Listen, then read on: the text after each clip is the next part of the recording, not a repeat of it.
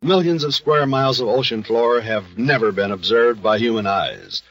And so, it should not be surprising if, now and then, out of the watery depths, some new shape emerges, unless that shape happens to resemble nothing else that moves between heaven and earth.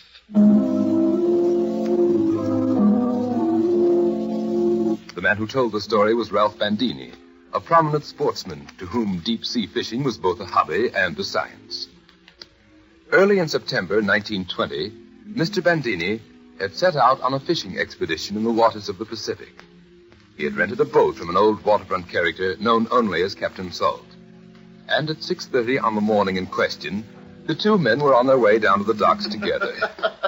I didn't know there was anybody left in the world who believed that nonsense, Captain. Tell you, I've seen him with my own eyes.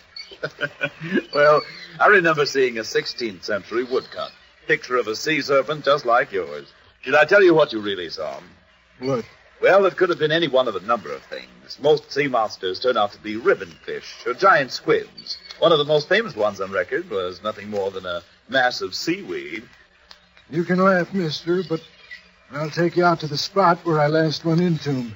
Maybe he'll come up again. And if he does, we'll see who does the An hour later, on the rear deck of Captain Salt's boat, Ralph Bandini prepared to cast his line. And then suddenly, the old seaman was at his elbow. Take a look off the starboard, mister. Good Lord! Bandini's eyes had followed the line of the captain's finger. And now his rod and reel fell from his hands, and his mouth dropped open in sheer amazement. For he was looking at the most monstrous animal that human eyes had ever beheld. Hand me those binoculars, Captain, and turn off the motor. Through the 7 power glasses, Ralph Bandini stared at the awe-inspiring form that loomed ahead.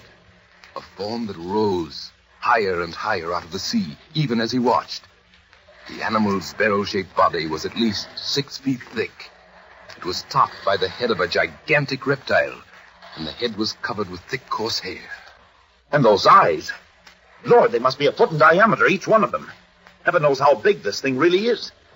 That's only a small part of his body we're looking at. What makes you think so? Why, he doesn't even rise or fall with the waves. They just hit against him and break. It's almost as if he were standing on the ocean floor. Acting on Bandini's orders, the captain maneuvered the boat to within less than 300 yards of the animal. And the closer they came to him, the more overwhelming he seemed. And then at last, he slipped slowly and quietly beneath the waves. That was the only time Ralph Bandini ever saw the sea monster San Clemente. But other men have seen him too. More than 100 of them. And their descriptions of him have been almost identical.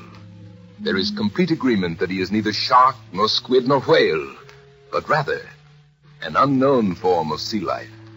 A form incredible but true.